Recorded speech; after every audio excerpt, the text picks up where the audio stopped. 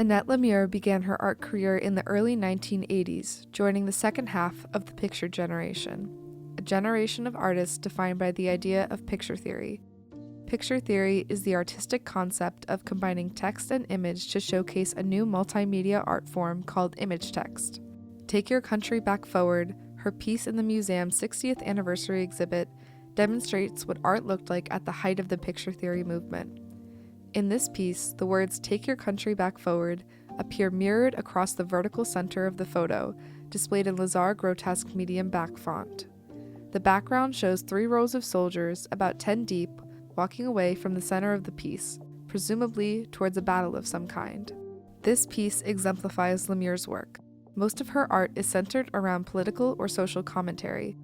Anything that's happening in the world that seems to be wrong comes into my studio, and I pay attention to that, and inevitably it comes out in the work.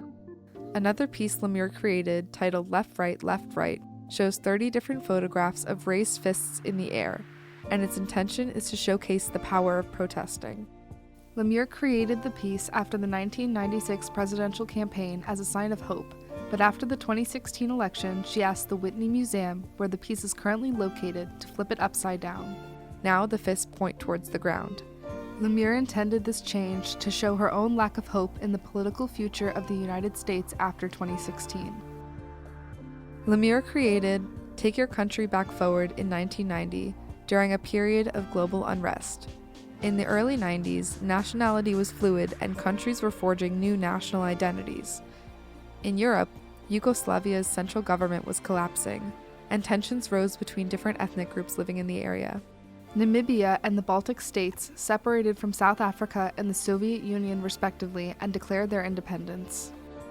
The piece depicts the idea of boots on the ground and the passion citizens should have to change their countries for the better. Lemire says the idea she wanted to portray in this piece is the faith and hope people should have in the future of their own countries. She sees connections between the ideals shown in this piece and the actions of Ukrainian President Volodymyr Zelensky during the Russian occupation of Ukraine. Lemire created Take Your Country Back Forward for a political campaign in 1990. It was a benefit portfolio for the Bill Bradley campaign in 1990 for his senator race, and we worked with a master printer. And so because of the type of imagery I gave him, I guess he chose lithography.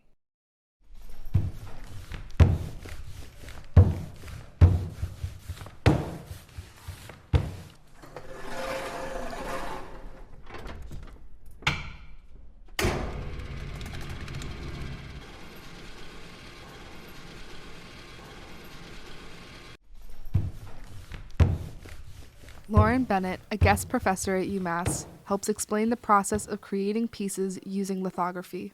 So after you grind your stone down to the surface quality that you'd like, you basically draw on top of it with very greasy material. So the first thing that you do is you actually etch your drawing into the stone using mild acids, and that burns the grease into the stone and sets it in there, almost to probably maybe the thickness of a playing card or thinner. And then you start to roll the stone up with really stiff ink. So anywhere where the stone is damp, you go over it with a sponge with a thin layer of water. Where the water is, it repels the ink, and where the image is, it's sensitized to attract the ink.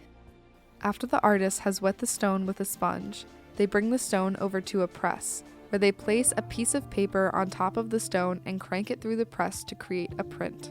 So lithography is a lot like baking, where you have to kind of follow the recipe, and there's moments where you can play around a little bit, but if you want good results, you have to really follow the steps. Lemire signed this piece and dedicated it to Lois Torf. This work was donated to the UMCA by Torf, who graduated UMass in 1946 and served on the UMass Fine Arts Center Board of Directors and the Chancellor's Executive Advisory Committee. Torf was a friend of Lemire's and passed away in 2020. We were good friends, yeah. Yeah, when I moved to Boston, she welcomed me with open arms. I'll never forget her. For the University Contemporary Museum of Art, this is Izzy D'Amico.